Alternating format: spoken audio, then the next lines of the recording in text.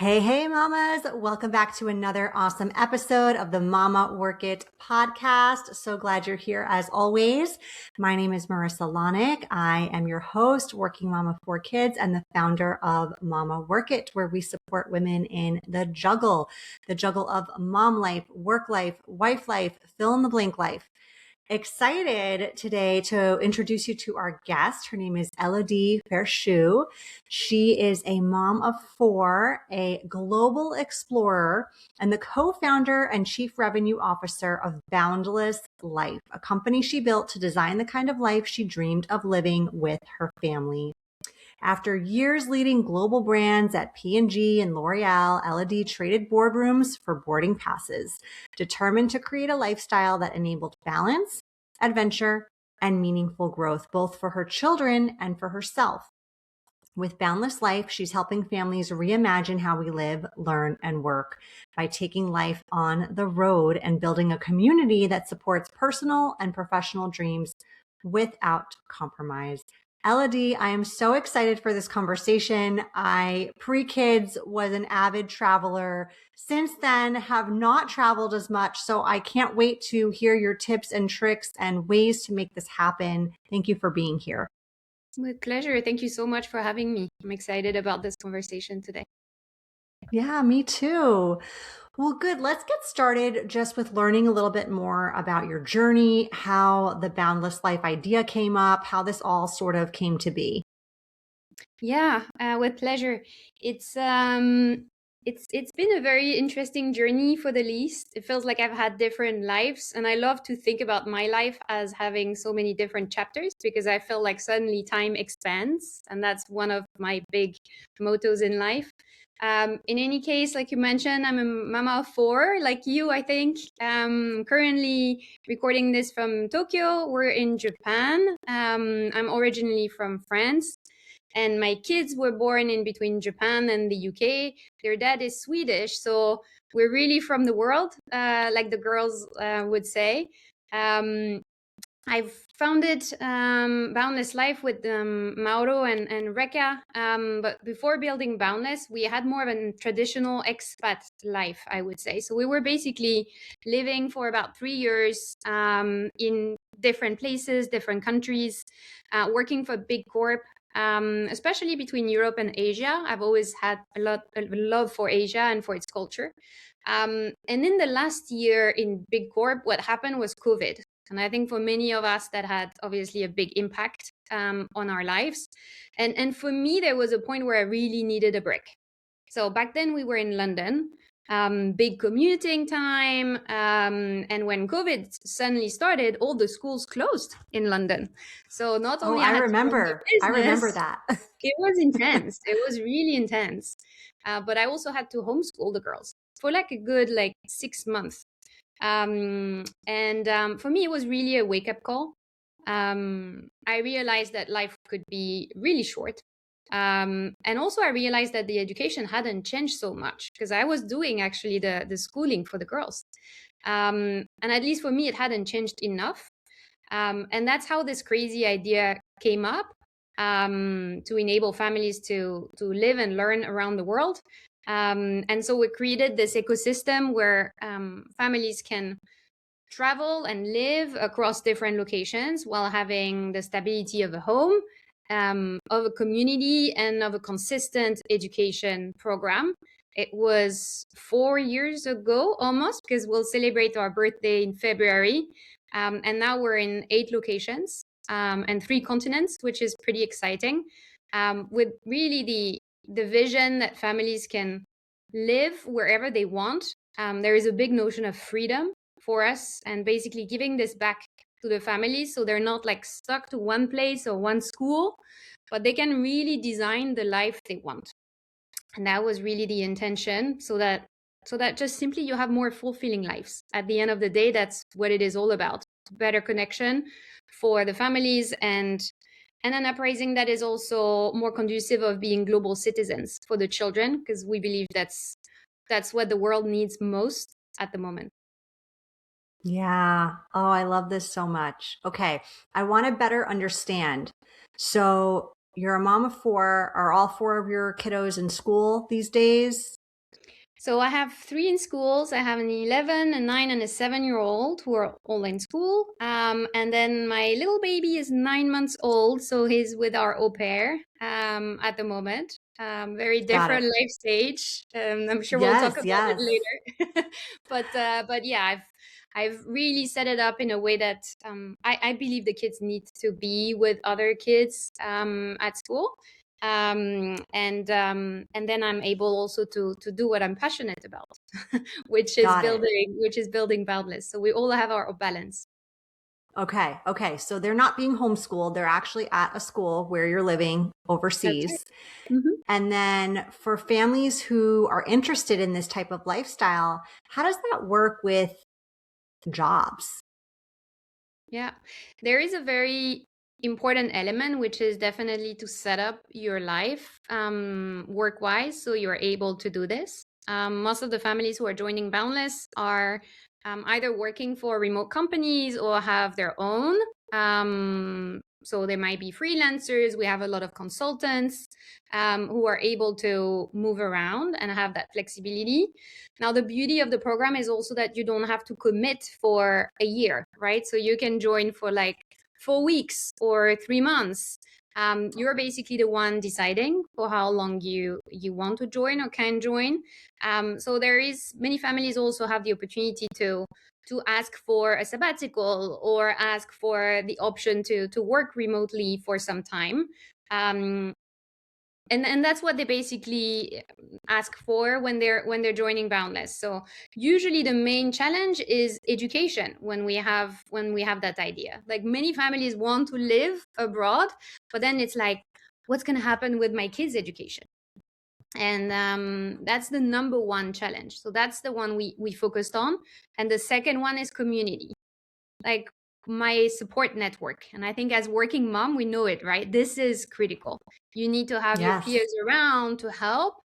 And that's what we're building. So whenever you come on location, you have another 30, 35 families who are there, starting at the same time and here to support. It's like a little village, basically. We're going back to this village notion. Oh, that's amazing. Yeah, because those are the scary kind of big question marks that sort of stop people from maybe going on these adventures, and you're solving that problem. So I love that. All right, what are a few concrete ways that being a mom of four has helped you in your role at Boundless? Hmm. That's a great question. I've been actually thinking quite a lot about it during my mat leave with my fourth one. You know, when suddenly you have a little bit more time and to pause. Um, I think the first one is, and I'm sure many moms can relate to this, is multitasking. Um, so I I figure out quickly like what matters, but also, and I think more importantly, what matters less. And then I'm able to like just put my attention to this, whether it's with the kids or whether it's at work. I think the second one is that as a mom, you're just doers by essence. And I think this is a key one to lead businesses nowadays.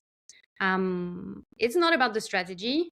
I mean, yes, there is a little bit about the strategy, but like most of it is about the action in successful businesses. It's trying things, it's testing, it's fixing.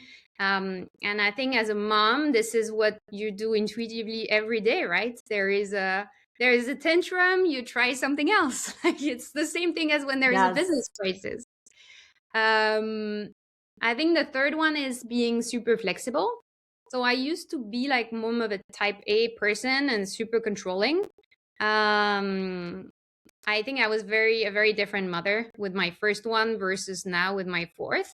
I've learned to go with the flow, to pick my battles, to accept also that I don't always have the best idea immediately, and that life and others can lead me to a better place.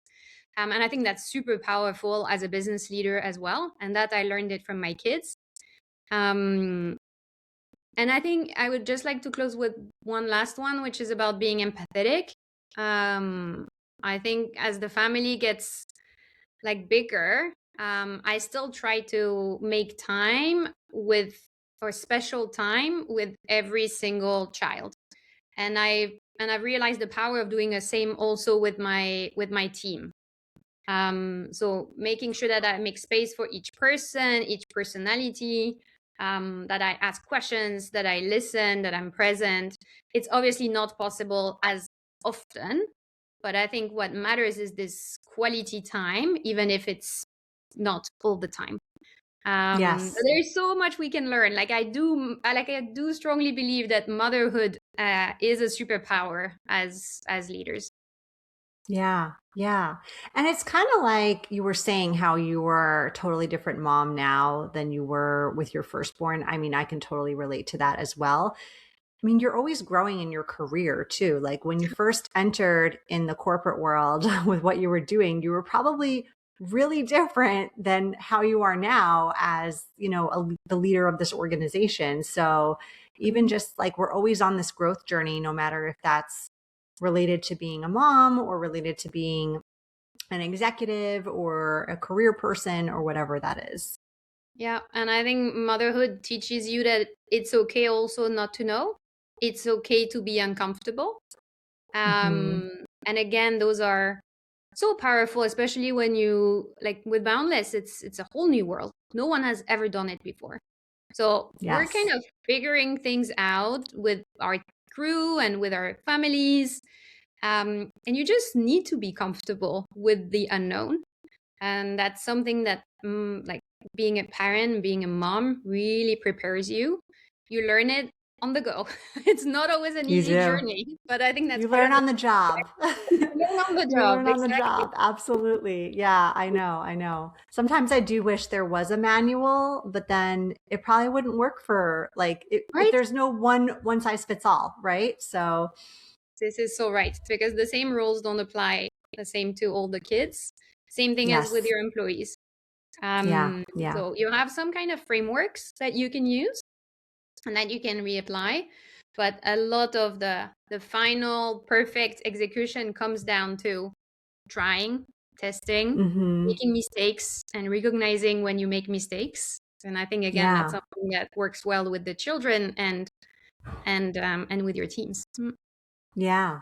And since this is, such a global enterprise where you're in several different locations worldwide, I imagine just like parenting, like there are some things you can rinse and repeat, and then there are other things you just can't, right? Like different personalities, different kids, but also like different cultures, different ways of living, different, I don't know, fill in the blank, right? I mean, it's probably very different. You've lived, I'm sure, in many different places. It's probably very different living in the UK versus living in Tokyo versus living in France. Yeah. And that builds resilience, I think.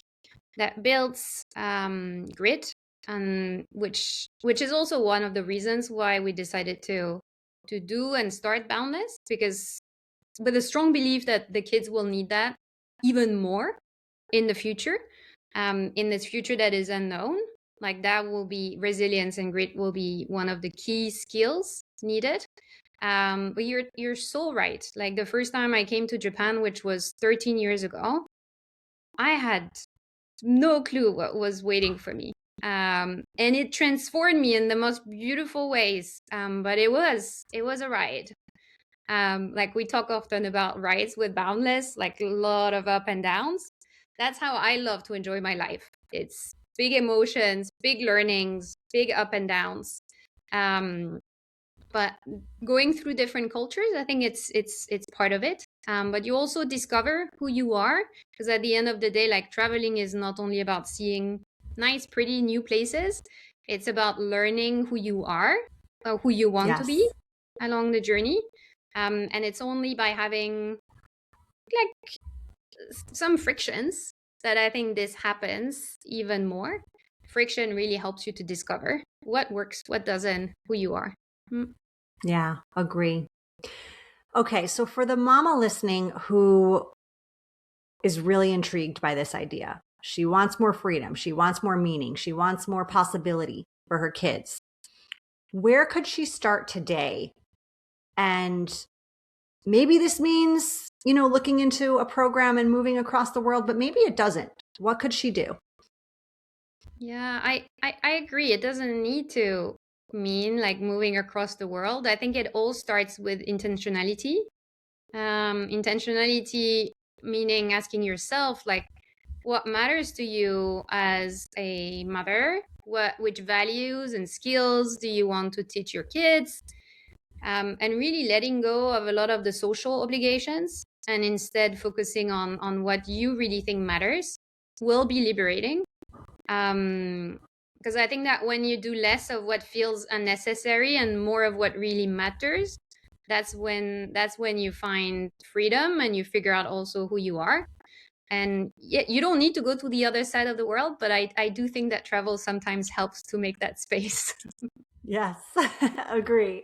It opens you up in ways that sometimes getting out of your normal environment just it's harder to do, right? It's harder Exactly. to get there. Hmm. Yeah, definitely. All right. What would you say is like a simple, practical shift you could make to expand your intentionality, your thought process on this, like just this week alone?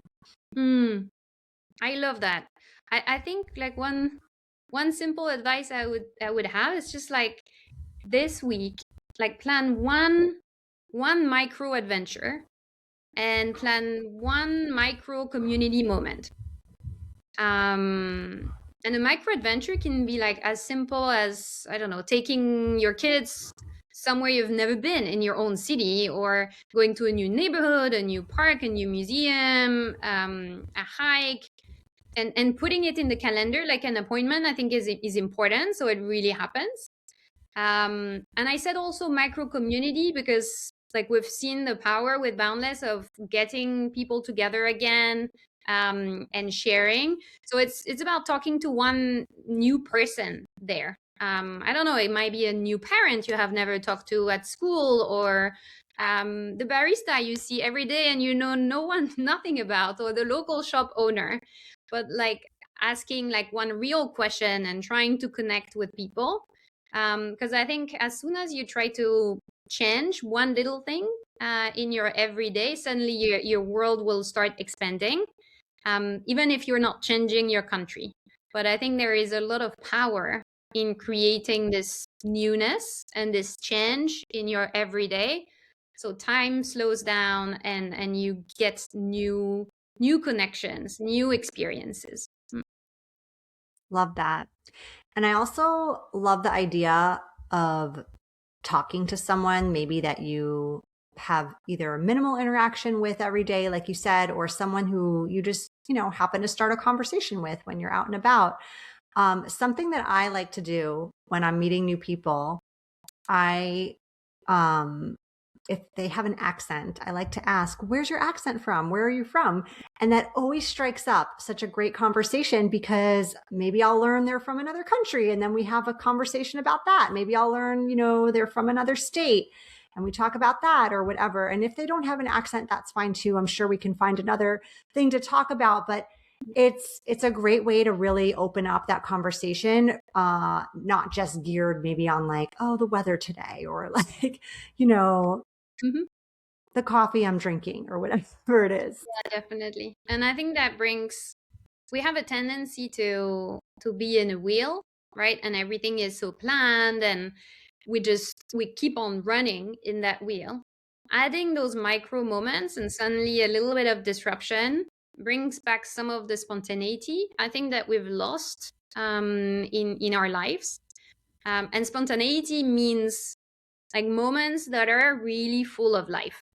Mm, Suddenly you stop, you enjoy the moment, you realize it is now. It is about the now and not about, okay, what's next in my calendar? Next, I have to go and pick up the kids. Next, I have this appointment. Like working moms are so busy. But if you're able to add, like what I've realized is every time I do that, every time I add something a little unexpected or something a little bit different to my day, this is gonna be my highlight most of the time of that day. Like it's so special, so unique, so different. Um, it really makes my day. So yeah. I encourage everyone. Tell me some examples of how you have more spontaneity into your day? Because I feel like I could use some tips here when it comes to that. So I think the first tip that I would have, so it's calculated spontaneity. But we have Yes. Low those family. risk spontaneity. Love it. I'll start with those. We have those family meetings on Sundays where we just it's short because my kids are still young, but in 5-10 minutes you can cover a lot, and we discuss what happened during the week, but we also talk about things that we want to do the week after. And the girls always come up with like really ideas that I hadn't expected. So this is something that then we put in into the weekend plans for the week after, and that really spices it up a bit. But when it comes to my own day, I think the asking a question to the person you see day in day out and you haven't really talked to, like this morning I was talking to the barista. It's New Year, so it's pretty easy also to have those conversations. Was really really powerful. Like often you almost just you don't realize that people are around you, or you're kind of on this automatic mode and it's just like Mm-hmm. robots all around you. You are surrounded by beautiful human beings, so taking that time to stop and talk to them and understand them a lot better goes a long way. I agree. I agree. You just made me think of something else I love doing that is actually spontaneous too. Maybe I am more spontaneous than I thought. I love to give a genuine compliment when Mm. I like notice something, whether Mhm. it's like something someone's wearing or just, I don't know. Usually it's something someone's wearing, honestly. But I love giving a genuine compliment because I know that when I receive compliments like that, it like makes my whole day. Like you said, right? It's just like the highlight of the day. And so, yeah. Okay. Love those tips. Thank you. All right. We've talked about a lot of like the amazing parts of living abroad or just kind of going outside your comfort zone and having these spontaneous moments and things like that. But I want to get real for a minute. I want to ask, can you share a moment where living this boundless life maybe felt like too much?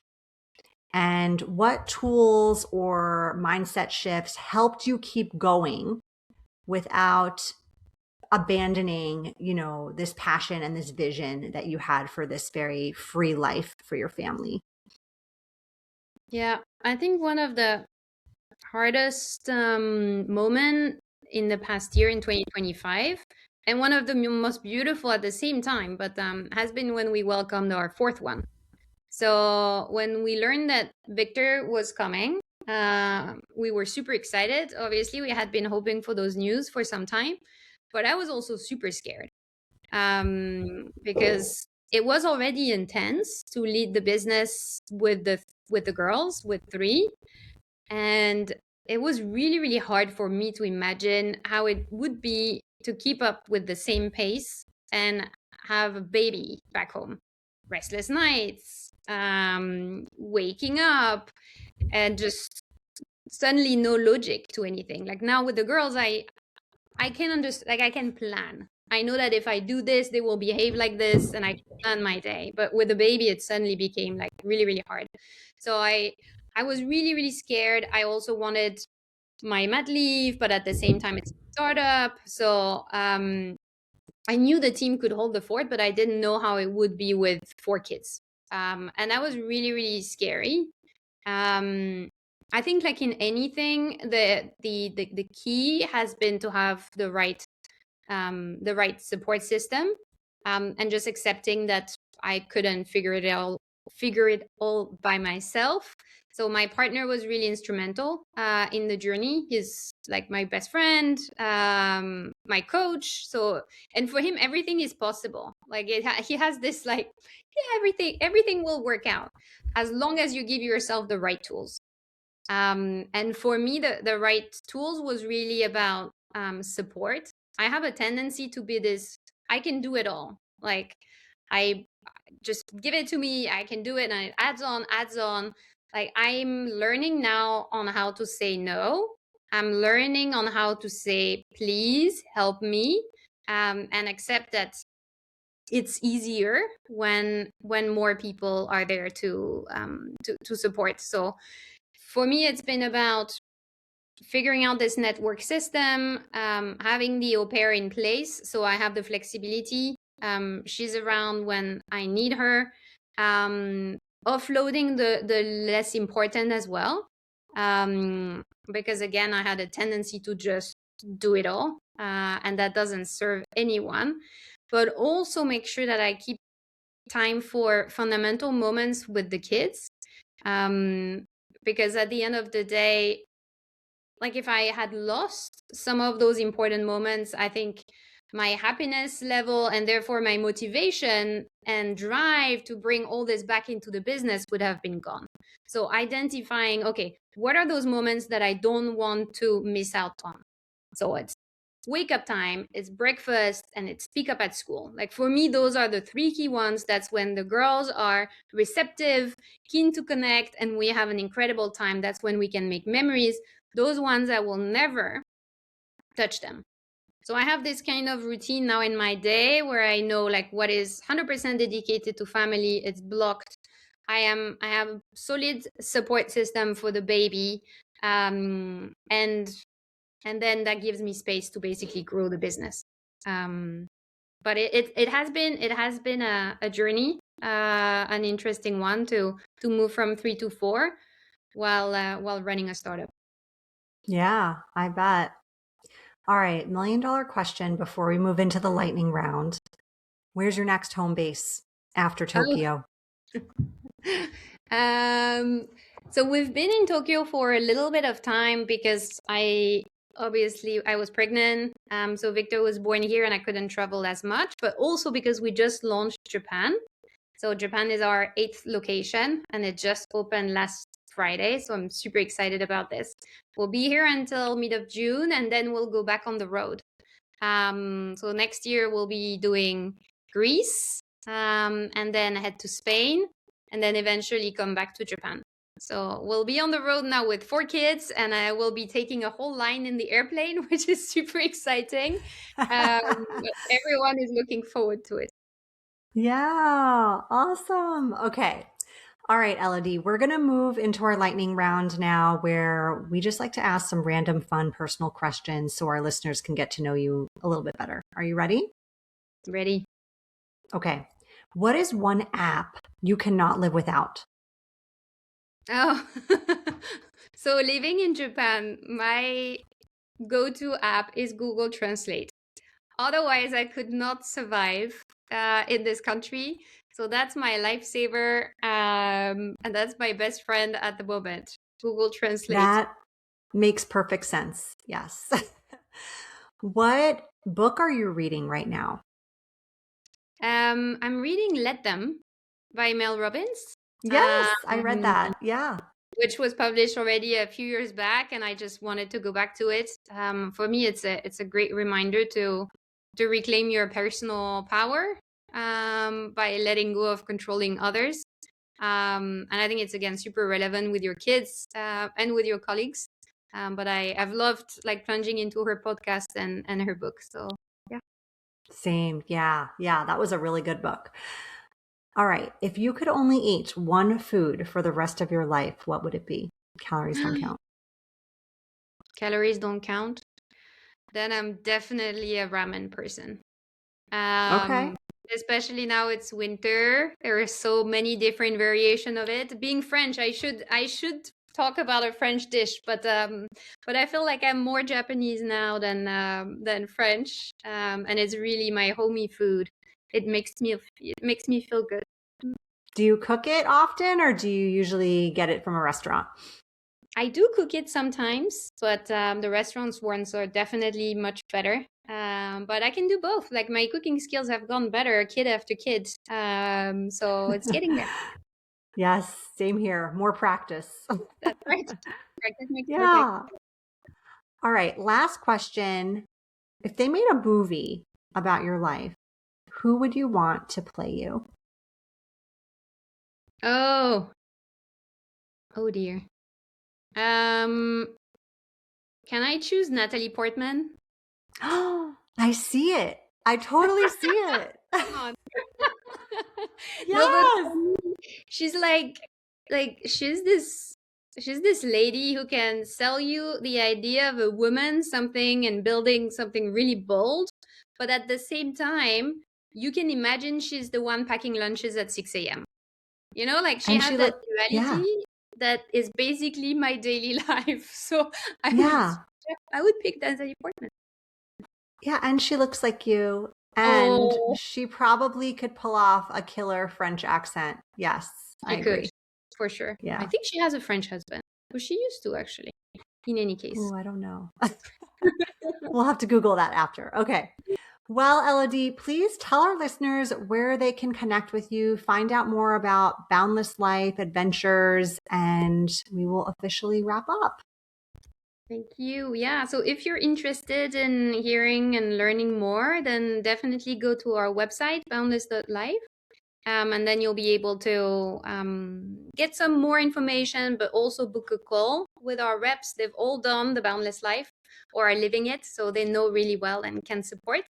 And I would also encourage you to check out our Instagram, Boundless Life, where you can follow all the adventures of the families. Currently, we have, I think, 209 families on cohort who started across all the 8 locations. So that can give you a good idea of how the Boundless Life can be and whether it's it could be a good fit for your family. Beautiful. Thank you so much, Elodie, for being here and sharing about all your fun adventures and how we can participate in that too. Thank you, Marisa, for having me.